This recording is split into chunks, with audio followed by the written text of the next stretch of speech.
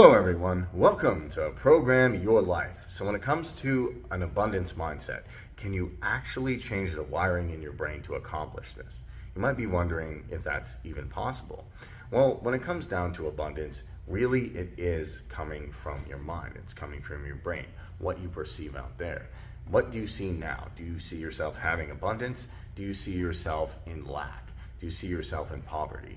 See, when you tell your brain, when you tell your subconscious mind that you are wealthy, you have amazing things, you already have everything you want, you start to rewire your brain. You start to change your outside perspective. You start to be more grateful, and ultimately you change your brain, you rewire it for abundance. And by doing this simple transformation, abundance naturally in the form of material things, cash, and other stuff just comes into your life. It's absolutely amazing. Do you think that you can change the circuits in your brain by thinking about it? So I did this experiment a little ways back. They took these people who never played the piano before, and they separated them into 4 categories, and they said, listen, we're going to scan your brains before you learn these exercises, and then we're going to scan your brain after. And all you have to do is show up for 2 hours a day and practice for 2 weeks, okay? And just follow the instructions.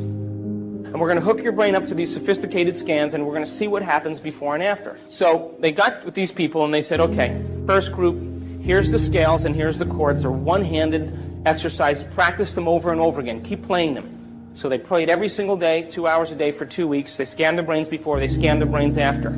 After 2 weeks, guess what happened? A whole new set of circuits lit up in their brain that never lit up before. That makes sense. You learn something new. Learning is making new connections. Repeating it over and over again is sustaining or maintaining those connections, and that's called memory.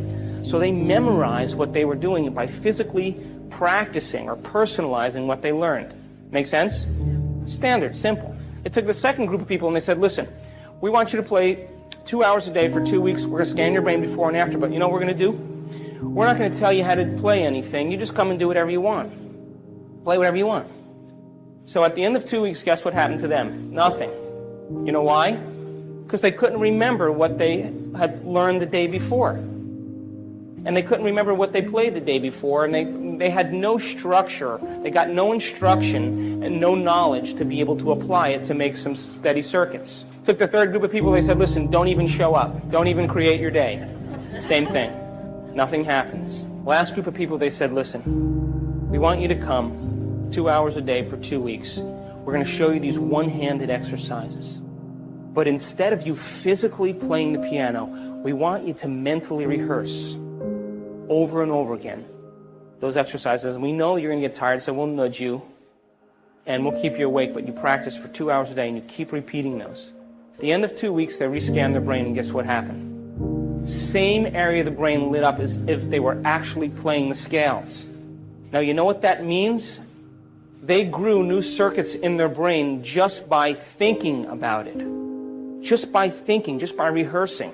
Now, every time we learn something new, we make new circuits in the brain. If you learn anything new, learning is making a new connection in the brain, new neurological connection. Memory is maintaining or sustaining those connections, keeping them alive. And the only way that we maintain and sustain connections in the brain is by repetition.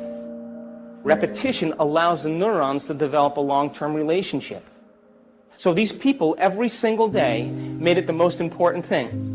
They gave up their social engagements. They gave up television. They said, I'm going to mentally rehearse the greatest ideal of myself every single day.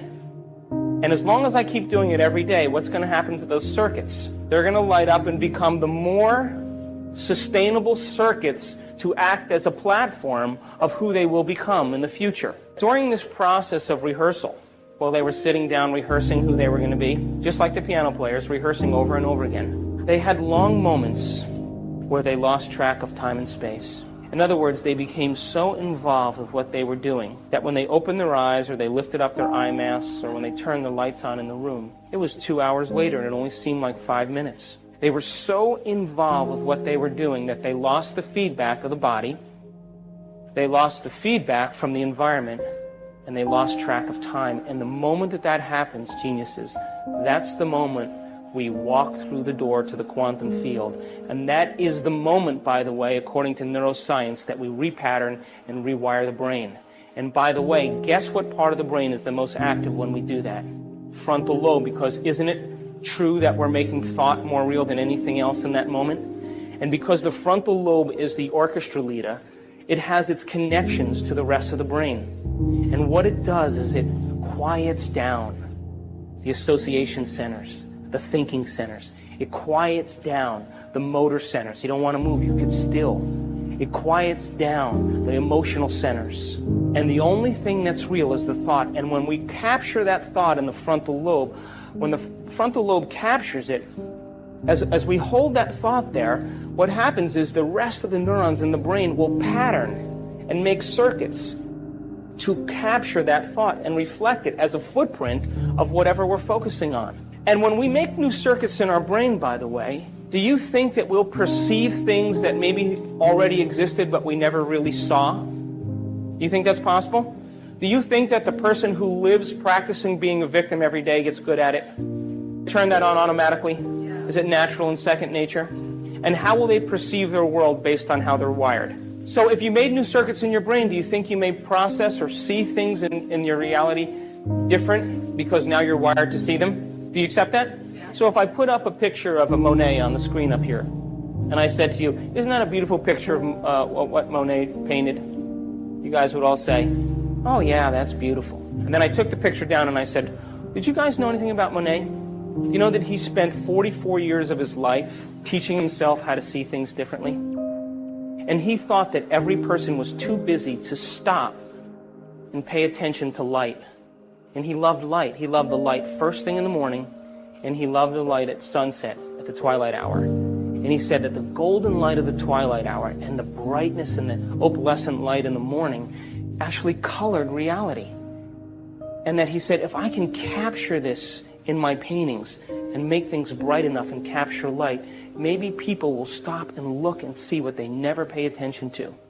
And then he said, you know, the wisteria and the bridge are one and the same. I can't paint them separate. They're the same to me. And as he got older, he developed cataracts. And the cataracts were so thick that when he looked at the light, it diffused the patterns. So he began to more and more paint exactly what he was seeing. And the doctors urged him to have an operation, to do something to help him. And you know what he said? I worked too hard to see this way. Now, if I took that painting and I put it back up on the screen, would you see it differently? Would you agree that because you learned new knowledge and new information, you made new circuits to perceive what was already there, but you never paid attention to? Yeah. Reality is the same way. Now, there's only two ways that we make connections in the brain. Only two ways. The first way we make connections in the brain is from knowledge that we gain, information, philosophy.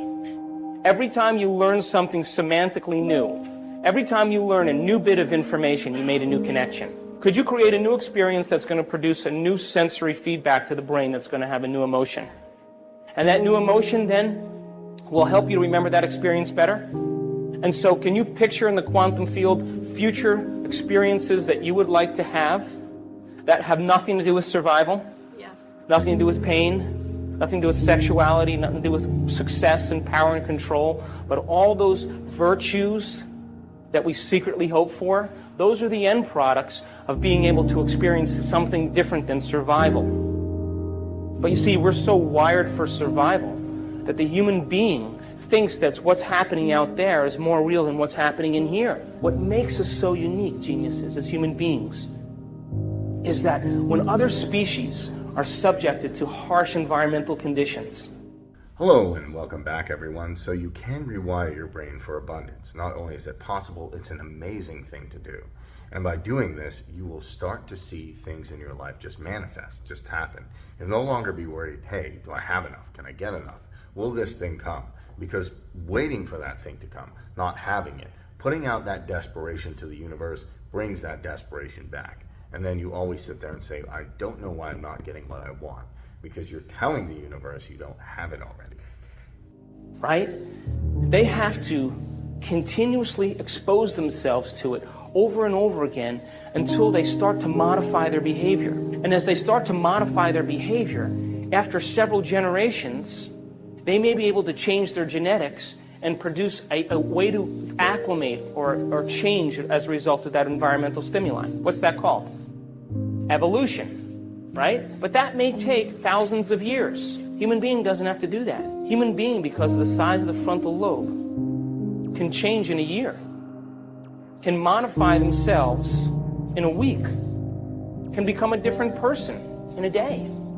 We can evolve ourselves and become somebody else and not have to go through the long continuum of trial and error. Why not fall in love with an abstraction, something that you haven't experienced yet? But if you can put all of your mind into that abstraction, don't you think that that abstraction will be your future? Don't you think that's possible? And don't you think you'll wire your brain to be exactly what your future dictates? You see, we can't get anything in our life that we're not first wired for. You can't be wealthy unless you're wired for wealth. So once we're wired for it, implicitly wired, non-declaratively wired, when we've wired it so much that we don't have to think about it anymore, that's the moment we are it. And that's the moment it takes no effort to have the side effect of who we are as a mind show up in our life. I have a friend who's a millionaire. I went to lunch with him. He said, today I lost everything that I owned. Pass the ketchup. And I looked at him and I pushed the ketchup over there. And he was talking to me and I said, Jerry, aren't you upset? He said, what do you mean? I said, well, you lost everything, you owned. He said, what? He said, I am money. I've made it thousands of times. I've made it 100 times. I'm going to go make it back in 2 weeks. So the question is, who are we going to rehearse ourselves to be every morning? Can you rehearse in the morning your greatest ideal and activate those circuits? And as you rehearse those ideals for yourself and activate those circuits, won't they be the platform of who you become? Hello everyone. So when it comes to getting abundance, it's quite simple. It doesn't have to be complicated. Look at what you already have now and be content with it. Be grateful in this moment. Hold that intention of whatever you want and then let it go out to the universe, then drop it. Don't worry about saying, I don't have this now. I don't have the 10 grand I want now. I don't have the car I want. I don't have the house I want. I don't have the income I want. You're telling the universe, I lack. I'm in desperation. Rewire your brain to say, I already have what I want. I already am where I want. I'm already content with the wealth in my life. And then suddenly, more wealth comes into your life. That's simply how easy it is to rewire your brain for abundance. I hope you enjoyed this. If you did, make sure to smash that subscribe button, and I'll see you in the next video.